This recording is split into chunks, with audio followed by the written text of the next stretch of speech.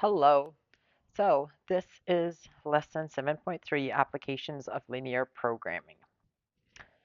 Um, Again, a reminder of the goal of optimization. Um, we are finding the largest to maximum or smallest minimum value of functions such as profit functions, cost functions, and revenue functions. To solve a linear programming problem, first we have to set up the problem, identify the variables, so the unknowns, and then we have to identify the objective function. So what you want to minimize or maximize, that's the objective function. And then the third part are the constraints, so any limitations that it has. Second step is graph feasible region. So we graph the system of inequalities. Third step is to find the corner points, and then step number 4 is plug each point into the objective function to determine the maximum or minimum value. Okay, so we're gonna start with step by step, and then we'll do an example where all this comes together as the last one. So we're first gonna start identifying the variables, so the unknowns. We have a canoe that requires 8 hours of fabrication and a rowboat 5 hours. The fabrication department has at most 110 hours of labor available each week. So when we're looking at the X, um, it usually is the first one that is mentioned. So here we've got canoes and we've got rowboats. Canoe is the one that is mentioned first. So our X represents the number of canoes, and Y represents the number of rowboats. Okay, let's look at this number 2. We have a candidate can afford to spend no more than $9,500 on radio and TV advertising. Each radio spot costs $250 and each TV ad costs $750. So again, what is given first? Number of radio ads, and the second one is going to be the Y, so number of TV ads. Okay, so next step here is to identify the constraints, the limitations, and that is all we are doing in um, this one right here. So the liquid portion of a diet is to provide at least 300 calories, 36 units of vitamin A, and 90 units of vitamin C daily. A cup of dietary drink X provides 60 calories, 12 units of vitamin A, and 10 units of vitamin C. A cup of dietary drink Y, so we have a drink X and we have a drink, provides 60 calories, 6 units of vitamin A, and 30 units of vitamin C. Set up a system of linear inequalities that describes the minimum daily requirements for calories and vitamins. Let X equal number of cups of dietary drink X and Y number of cups of dietary drink Y. Write all the constraints as a system of linear inequalities. Okay, the very first thing that we know is that we are going to have X is greater than 0 and Y is greater than 0. We can't drink and negative amount. So both of those have to be either a 0 or more than a 0. Okay, next what we're going to look at here are the calories. So we are going to be comparing or looking at the calories. So at least 300 calories. That means that greater than or equal to 300. Now, here we're going to look at X and Y. So what do we have here? In drink X, it provides 60 calories, and drink Y provides 60 calories. So 60 times how many cups of X we're drinking, and 60 times how many cups of Y we're drinking. And that amount is greater than or equal to 300 calories. Okay, next one that we're gonna, so the reason why um, I know that I'm doing the calories is because minimum daily requirements for calories. So that is our goal. Our next one are the vitamins. So we're gonna go ahead and look at first vitamin A, and then we will also look at vitamin C. Okay, so the liquid portion of a diet is at least 36 units of vitamin A. So we know that this is going to be greater than or equal to 36. Now, drink X has 12 units of vitamin A, so 12 times the number of X drinks we drink. And drink Y has 6 units, so 6 times the Y units. Same thing here for vitamin C, at least 90 units, so greater than or equal to 90. And then our X drink has 10 units, so 10X, plus our Y has 30 units, so 30Y. So those are our constraints from this example, and that was all we were asked to write. Okay, in number 2, hold on a second, this is missing.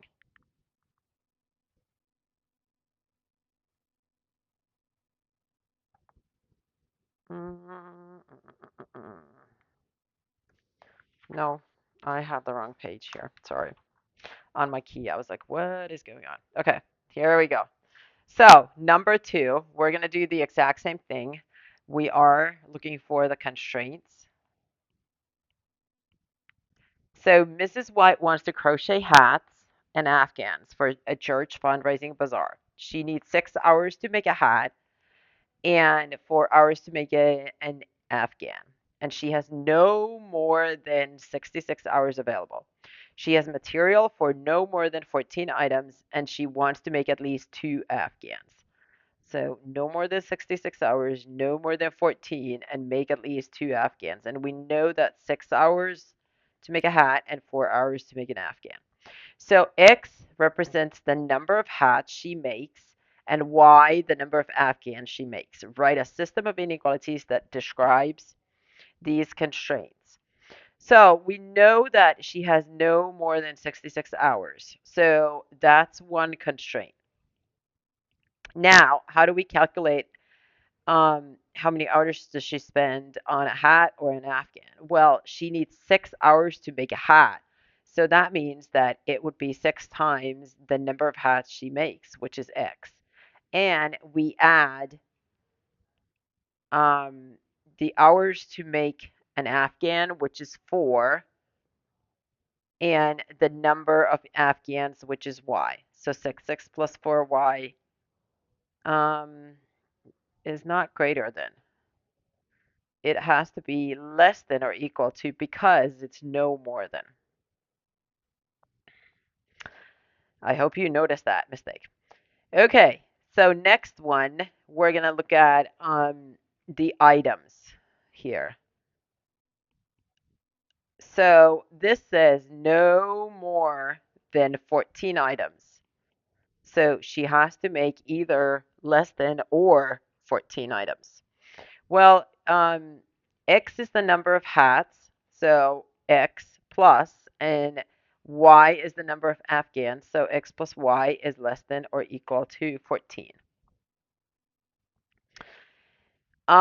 Then there's another one here. She wants to make at least 2 Afghans. So Afghans are Y, so Y is greater than or equal to 2 Afghans. So she wants to make at least 2. It does not say anything about the hats, but we know that we have to have a positive number of hats. So we, again, can't make negative number of hats.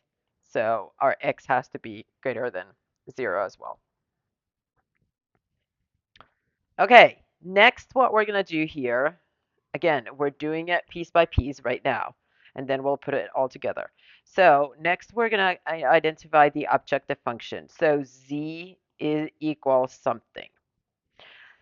Our example is a steel company produces 2 types of machine dies, part A and part B. The company makes $2 profit on each part A that it produces and a $6 profit on each part B that it produces. Let X equal the number of part A produced in a week and Y the number of part B produced in a week. Write the objective function that describes the total weekly profit. Okay, first we have a profit here. So do we want to maximize or minimize? We want to maximize the profit. And what do we want to maximize? We want to maximize, how many are we are making. So $2 on part A, and X is the number of part A.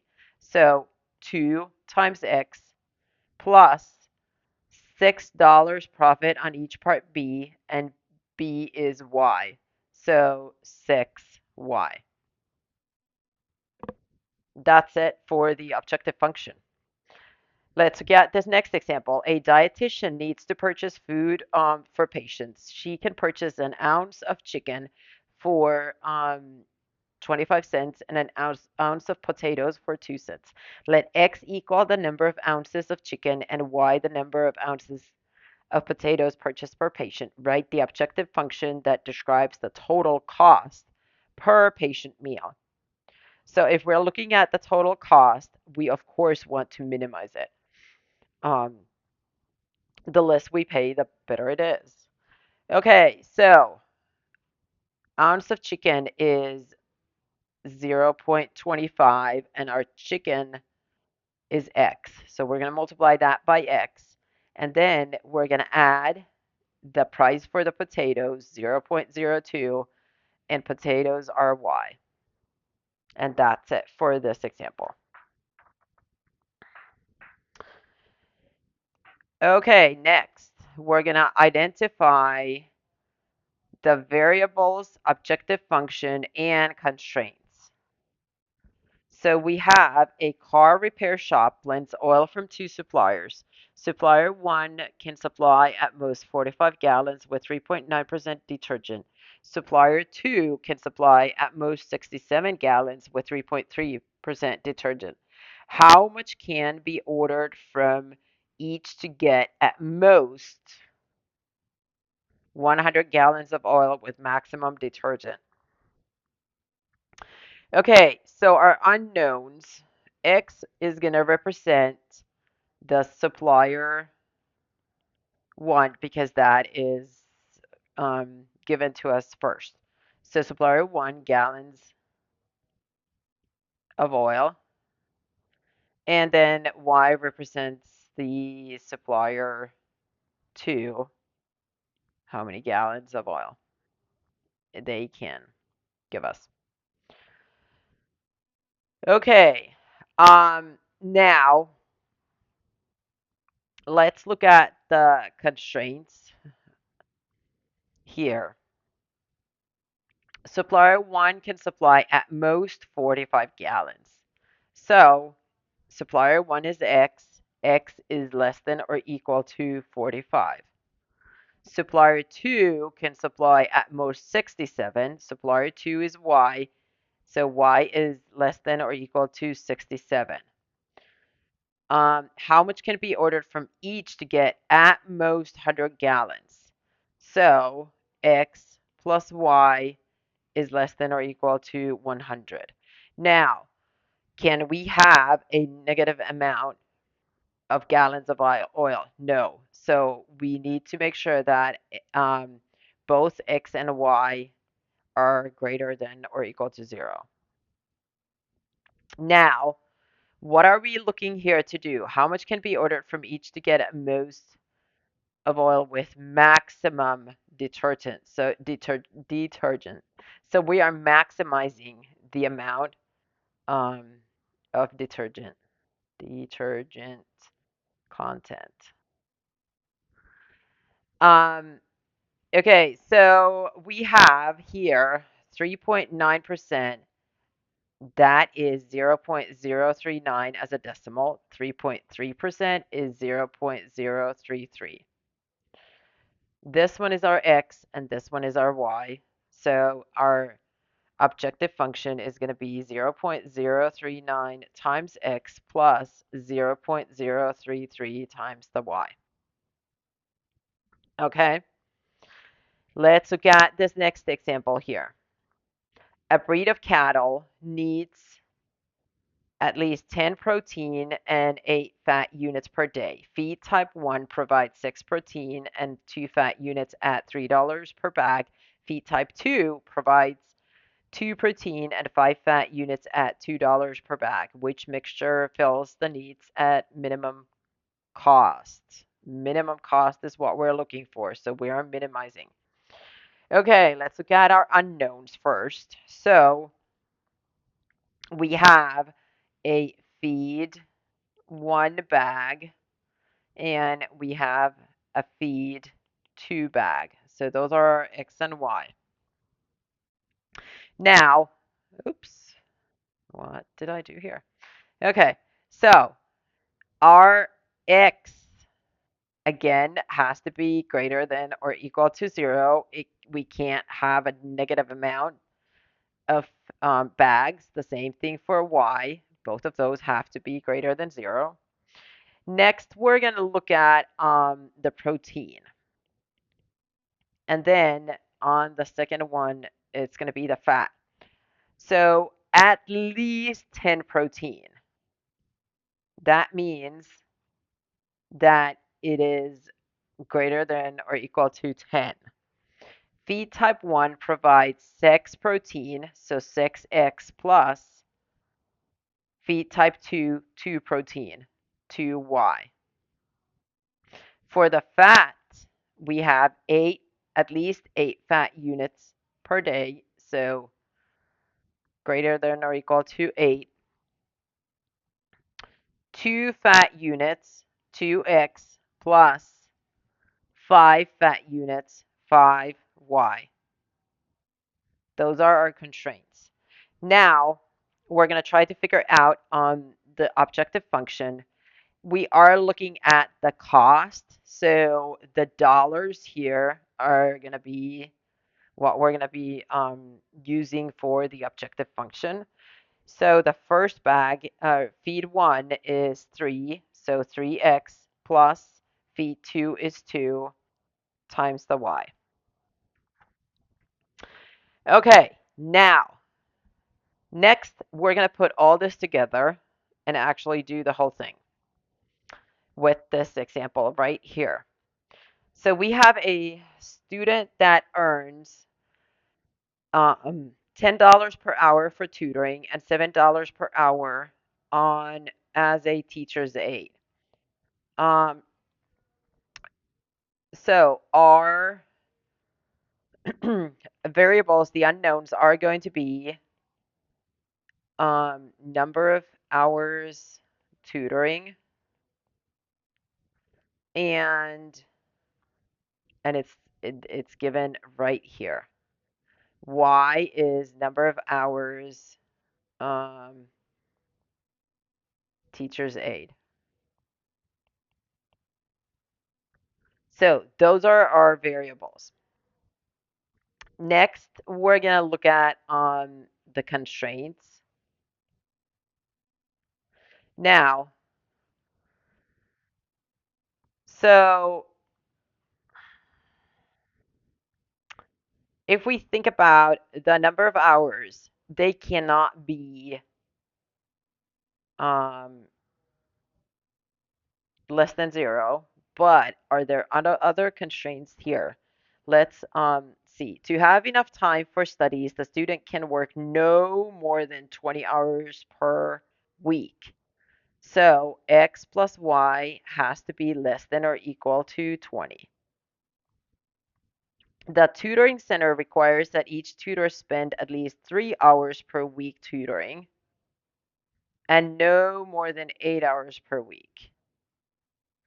So our x is going to be greater than or equal to 3. That's the 3, at least 3 hours per week.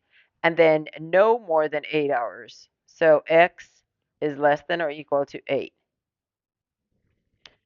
Um,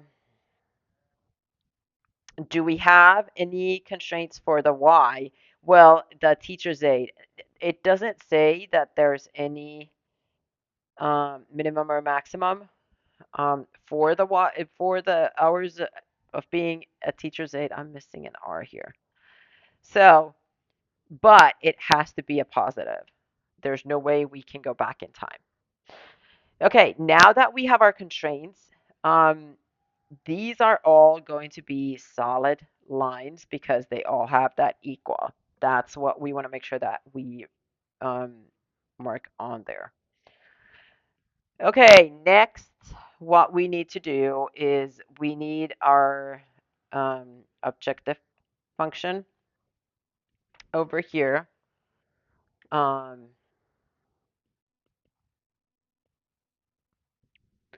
and it says, what is the maximum amount? So what we are trying to do here is maximize earnings.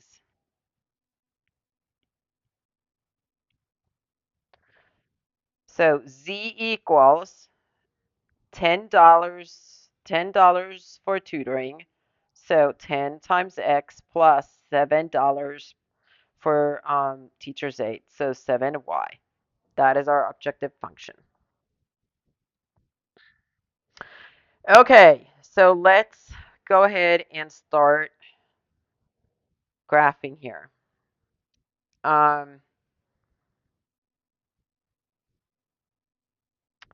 We need our X. So our X here is the number of hours tutoring. And we've got our 0. Nope.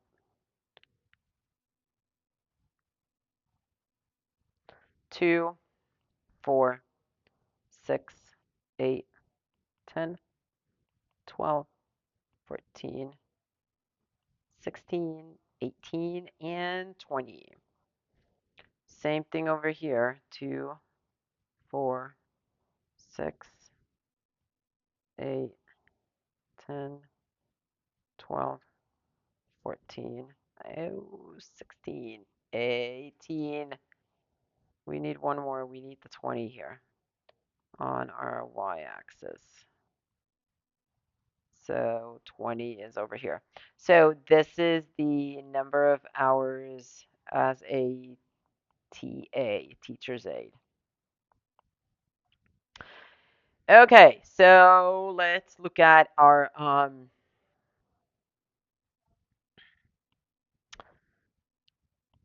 here's our first inequality. So we need our boundary line for that first one, which is going to be x plus y equals 20. Now, we can go ahead and plug in x equals 0, which means that we get y equals 20. So we've got 0, 20 as our y-intercept, and our x-intercept would be y equals 0, so x equals 20, so 20, 0. Let's plot these points here. So there's our 20, 0, and this is our 0, 20. And now I'm going to try to get a straight line through here. Here we go. Okay, so remember we need a test point. Now, 0, 0 is not on the line, so we're going to use that as a test point. Here, so test point 0, 0. 0 plus 0 is less than or equal to 20. Well, that is true. So we know that we would be shading it this way. Okay, let's look at our next one. We have x is greater than or equal to 3. So that is this line right here. And this one is greater than, so we would be shading it this way. Our next line is x is less than or equal to 8. So hold on a second. I did not, that's in the wrong place. Sorry about that. This is x is, I don't know why I thought I was, this is x equals 3. There we go. This way. Okay, now we're going to look at x is less than or equal to 8, which is this line right here.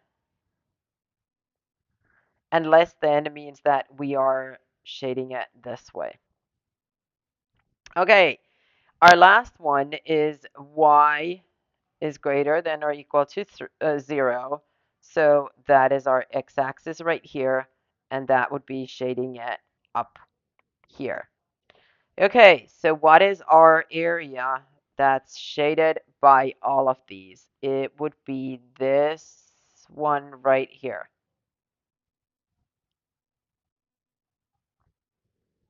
Okay, so what do we know? We have the point, we know that this is 3, 0. We know that this is 8, 0. So we've got those 2 points. Now,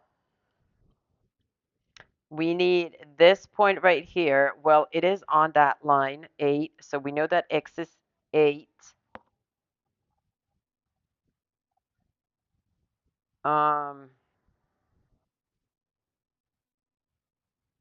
I'm just trying to figure out. It actually should be, well, my graph is not accurate. So let's go ahead and do this. So that is our x plus y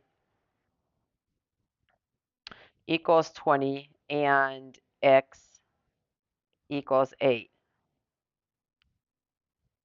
So that one's easy because we'll just plug in the 8 here. 8 plus y equals 20. So y equals 12. That's what I was thinking, that this should be a 12 instead of an 11. So again, my graph is not, because the line is not very straight. Okay, let's look at the other one then. So this point right here, let's do the calculation for that one as well. Let me actually, let's say that this one is A. So this was the calculation of the point A. Then we've got B, we've got C, and this last one is D.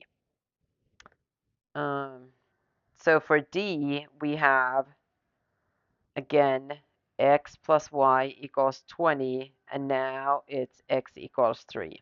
Again, we're going to plug the 3 in where the x is, and we get y equals 17. So that's how we know that this point here should be 317.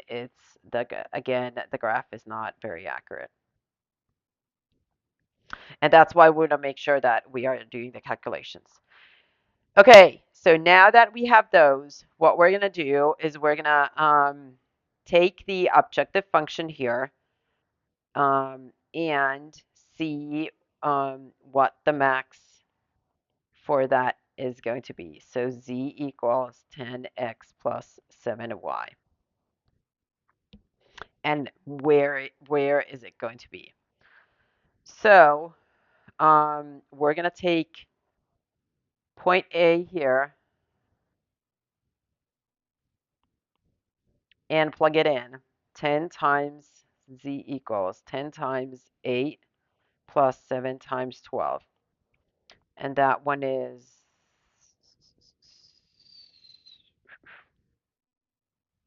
164.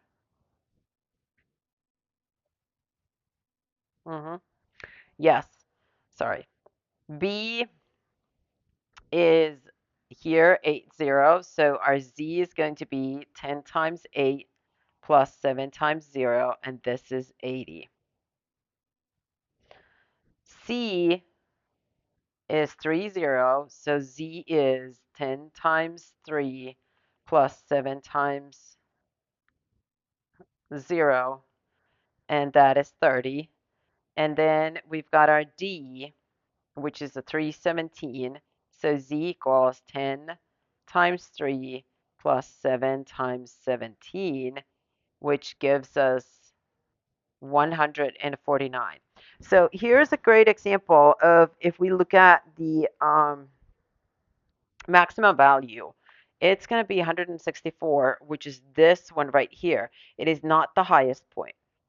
So that's why we need to make sure that we are actually doing the calculations here. Okay, so what is our answer here? Maximum earnings of $164, so that's our maximum value, if tutoring for, so 8 and 12. 8 is the tutoring, so for 8 hours, and teacher's aid, I'm going to put TA, for 12 hours. That is our answer to our question. Okay, that's it for this lesson. Let me know if you've got any questions. Bye.